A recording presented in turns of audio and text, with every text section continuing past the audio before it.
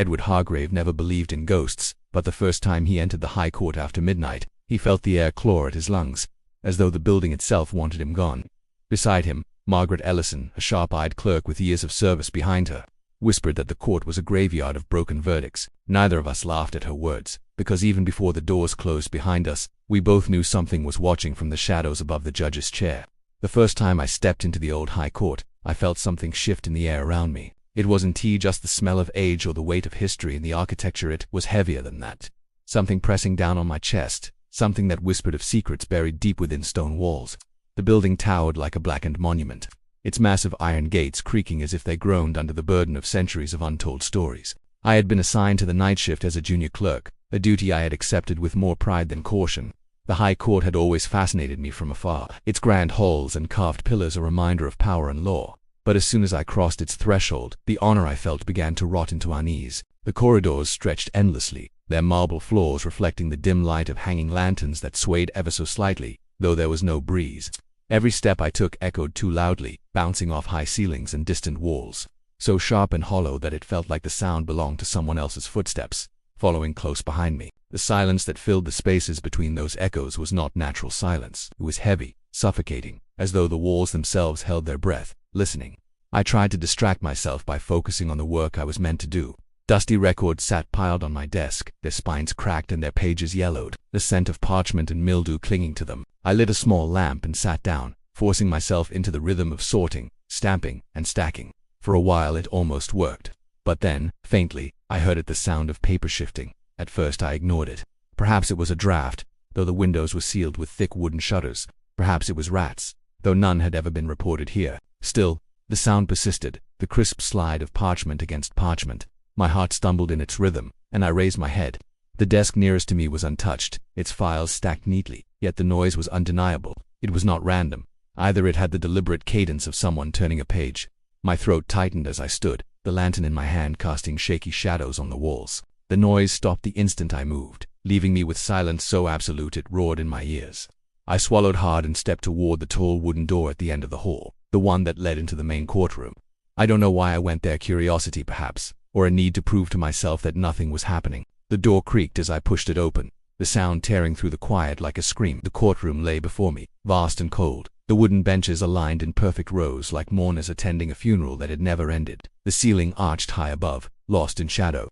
My lantern revealed the judge's bench at the far end, towering, authoritative, as if the very seat itself carried judgment. The air in the room felt different, colder, heavier. I wanted to turn away, to return to the safety of my desk, but something held my gaze. The judge's chair was not empty. I froze, my body stiff with terror, my breath trapped in my lungs. There was a shape sitting there, dark and motionless, draped in shadows so thick I could not make out its features. Yet I knew it was watching me. The certainty of its attention was undeniable. My skin prickled as though invisible eyes crawled over me, examining, weighing, and silently condemning. My legs trembled, my knees threatening to buckle under the weight of fear. For a moment I thought the figure might move, rise, or speak, but it didn't. It only sat, perfectly still, a presence that did not belong to the living. The silence in the room deepened until it felt like the world outside no longer existed. The lantern in my hand flickered violently, shadows lurching across the benches, and I could no longer tell if the figure was truly there or if my mind had betrayed me. I blinked, just once, and the chair was empty again. But the sense of being watched did not fade. If anything, it grew sharper, as though whatever had been there had only retreated into the darkness, waiting for me to let my guard down. I forced myself to step back, to leave the room, but as I turned away, the silence broke with the faintest sound, the unmistakable creak of the judge's chair rocking gently, as though something unseen had just shifted its weight upon it. I stood in the hallway, my back pressed against the cold wall, trying to convince myself that what I had seen was nothing more than exhaustion playing tricks. I told myself that it was only shadows, that my tired eyes had formed shapes where none existed, but no amount of reasoning could erase the echo of that rocking chair, the way it had creaked even after the figure was gone. I tried to breathe slowly, steadying my nerves, but the air in the High Court was thick, dry, and unwelcoming, as if it resented my presence. The lamp in my hand sputtered, its flame shrinking before flaring up again, and I realized with dread that I would have to return to my desk. The files were still there, piled high, the paper brittle with age. I sat down and forced myself to open one, letting the familiar scratching sound of old parchment ground me. But the moment I spread the file open, my chest tightened. It wasn't the case itself that disturbed me. It was ordinary at first glance, a record of testimony and judgment, but the handwriting on the last page looked strange. The ink was darker, smeared and blurred, as though water or blood had seeped into it long ago. The letters curved sharply, angry strokes that almost tore through the paper. The words detailed the sentencing of a man, guilty of murder, condemned to die by hanging. Nothing unusual, nothing more than another trial from a different era. But as I stared at the page, I swore I could smell something metallic rising from it, faint but undeniable, like rust or dried blood. The lamp flickered again, and I pushed the file aside quickly, too quickly, almost shoving it off the desk. That was when I heard it, a sound distinct, deliberate, and impossible to ignore, a sharp crack that resonated through the hall. The sound of a gavel striking wood. I froze, my mouth went dry. I wanted to believe it was my imagination, some fragment of memory echoing inside my mind, but the sound came again, this time clearer, the distinct rhythm of wood hitting wood. It was not random, it was steady, methodical, a judge calling order to a room that no longer held trials. My body moved before my mind could stop it, pulling me back down the corridor toward the courtroom. The door stood open as though inviting me in. I hesitated at the threshold, but the sound grew louder, echoing inside, demanding my presence. Against every instinct I stepped inside. The courtroom looked unchanged, the same long rows of benches, the same towering walls, the same suffocating stillness, but the sound was undeniable now. The gavel was striking in rhythm, a heartbeat of wood against wood, and my gaze followed the sound until I saw it. The gavel rested on the judge's bench, perfectly still, though the air around it seemed to vibrate. I took a cautious step closer, and as I did, the gavel rolled slowly, deliberately, across the wood until it struck the surface with a single sharp crack. The echo rang so loudly in my ears that it drowned out the sound of my own breathing. I stumbled backward, nearly losing my grip on the lamp, and then the silence returned, heavy, waiting. My heart thundered, but I could not leave. Something inside me, a horrible curiosity, forced me to turn and glance at the benches. They were no longer empty. Shapes sat there, row after row, still and silent. My stomach twisted violently as I realized they were not fully formed, not flesh and blood, but outlines. Shadows shaped like people, their features blurred and indistinct, yet their posture was unmistakable. They were sitting as though they had always been there, waiting for the trial to begin. My skin burned under the weight of their attention. I couldn't see their eyes, but I felt them, hollow, endless, staring through me. The silence deepened again, so much that the faintest sound became unbearable. I wanted to run, but the weight of that gaze pinned me where I stood.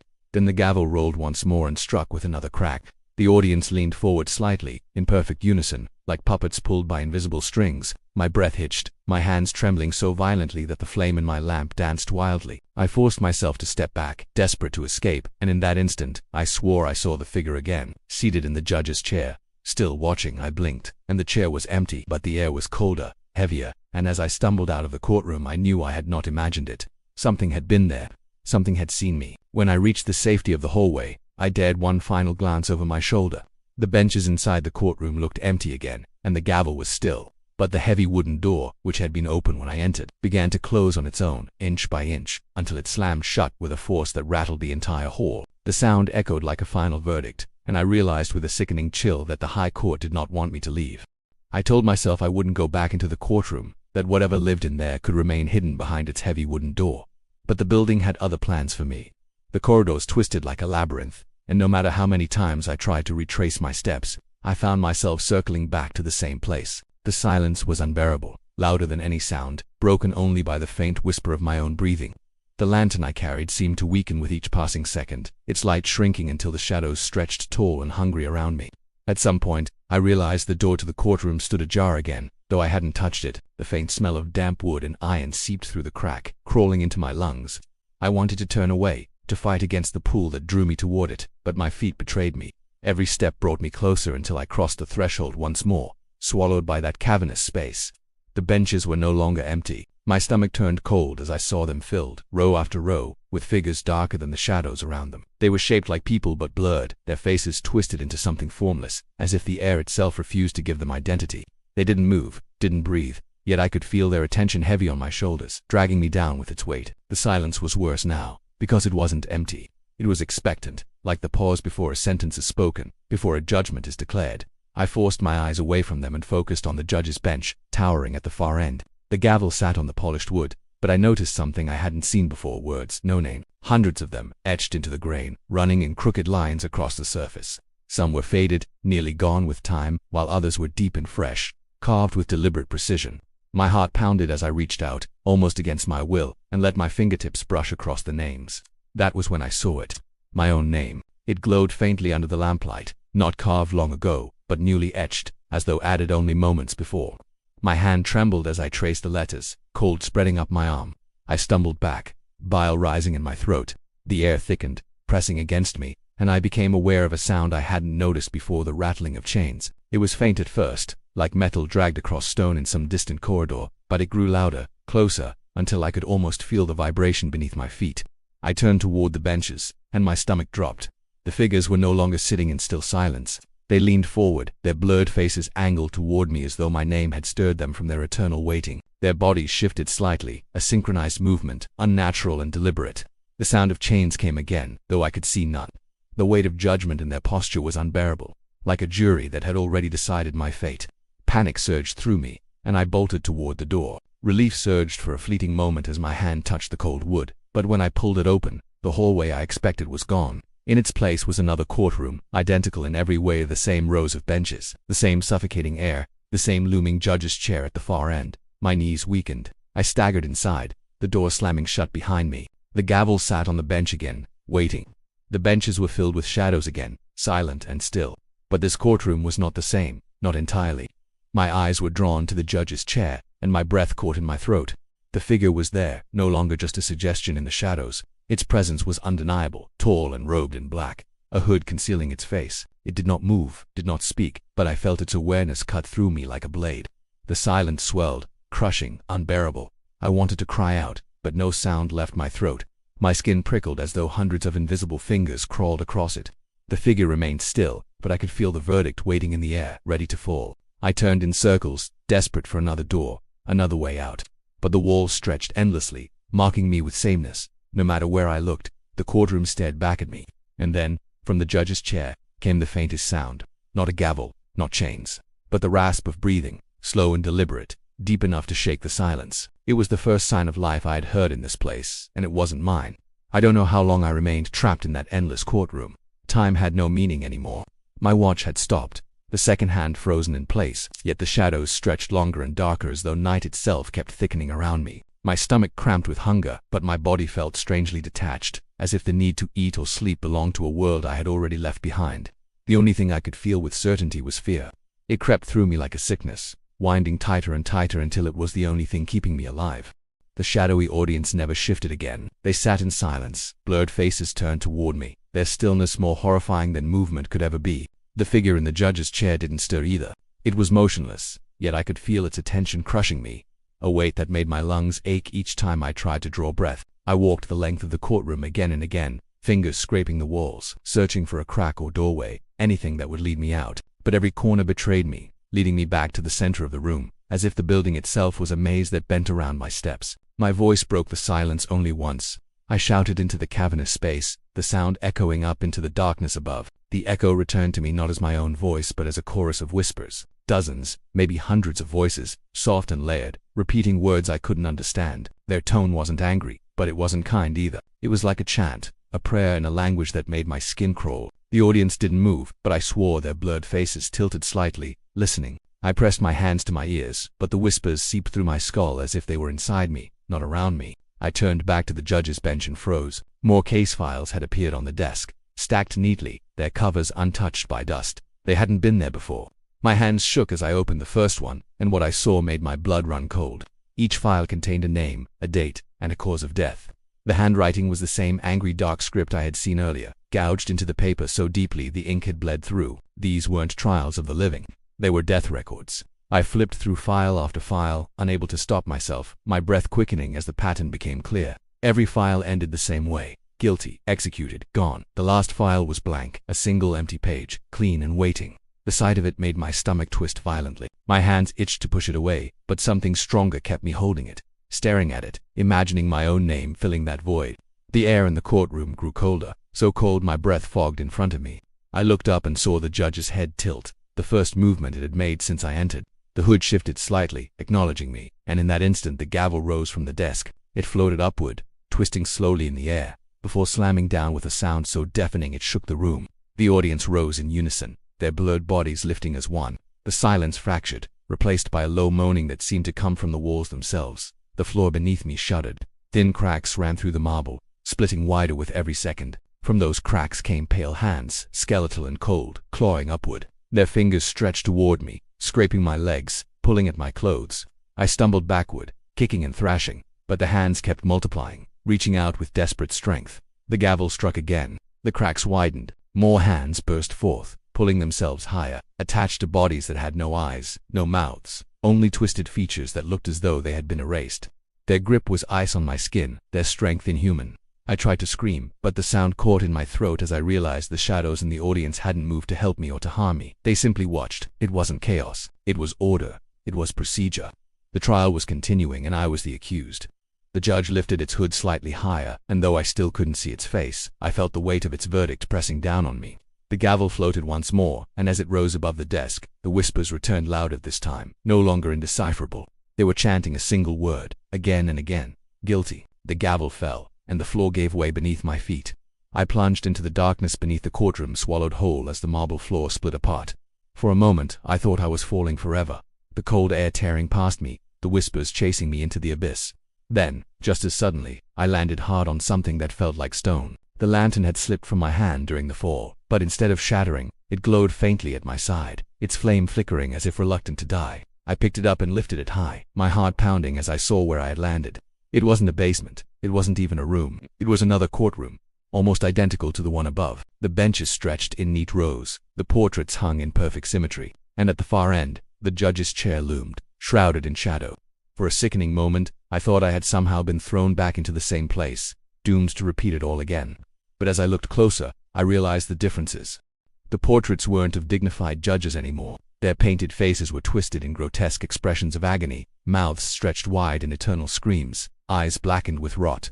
The benches weren't filled with shadows. They were filled with bodies, real bodies, decayed, pale, and slumped, as though abandoned after centuries of waiting. The smell hit me then, thick and putrid, and I gagged, covering my mouth with my sleeve. Some of the corpses were dressed in rags, others in uniforms, but all of them bore the same expression: horror frozen in death. I staggered forward, desperate to find a way out, but the sound of chains followed me again, rattling closer, circling me. My lantern light trembled as I lifted it, and in the flickering glow I saw them. The same pale hands clawing up from cracks in the floor, dragging themselves higher, skeletal bodies with blank faces climbing into the room. They moved slowly, not in anger, but in inevitability, like wardens carrying out a sentence. I turned back toward the judge's bench, and my stomach dropped. The figure was standing now, tall and robed in black, the hood casting its face in shadow. The gavel floated in the air beside it, suspended by something unseen. I could hear breathing again, slow and heavy, and it shook me to my core. I stumbled backward, but the corpses and the benches twitched, their heads jerking slightly as though pulled by invisible strings, their hollow eyes fixed on me, and one by one their jaws cracked open in silence. The gavel struck once. The corpses moved as one, leaning forward. The sound rattled my skull, and I felt something tearing inside my chest, as though each strike stole a piece of me. I tried to run, but no matter how far I pushed my legs, the courtroom warped, stretching into endless rows of benches. The exits melted away. The air grew thicker until it felt like I was drowning in smoke. Then I saw it. The desk before the judge's chair. The blank case file lay open, waiting. A quill appeared in my hand, though I hadn't picked it up. My fingers moved without my will, dragging the sharp tip across the page. I fought it, tried to throw it away, but my hand refused to obey. Slowly, carefully, my name appeared across the parchment in the same dark, angry script I had seen in the other files. Beneath it, the quill scratched out a date. Today. Then came the final words. Cause of death. The letters formed, jagged and cruel, but my hand froze before I could read them. The audience of corpses began to laugh, not with sound, but with a vibration that rattled the walls, a hollow, suffocating amusement that seeped into my bones. My knees buckled and I dropped the lantern. The flame sputtered, clung to life, then died, plunging the courtroom into complete darkness. In that suffocating black, the gavel struck again, and I felt the sound ripple through my chest like a hammer breaking bone. I collapsed against the desk, gasping, my vision blurring. The hooded judge leaned forward slowly, deliberately, until its face was only inches from mine. I wanted to close my eyes, but something forced them open, forcing me to see. The hood lifted, and staring back at me was my own face. Not the face I knew, but a version twisted by decay, skin sagging, eyes sunken, lips cracked and peeling. It was me, robed in black, holding the gavel high. The truth slammed into me with a force greater than the fall, greater than the sound of judgment itself. I wasn't on trial. I was the trial. I was the judge, the condemned, the executioner, all bound to this place. The gavel fell one last time. My ears rang with the final verdict, and the world folded into silence. When I opened my eyes again, I was seated in the judge's chair. The courtroom stretched before me, empty now, waiting. The gavel rested in my hand, warm as if it belonged there, and in the shadows near the door, I saw movement, footsteps, someone new entering the high court for the night shift. The trial was about to begin again.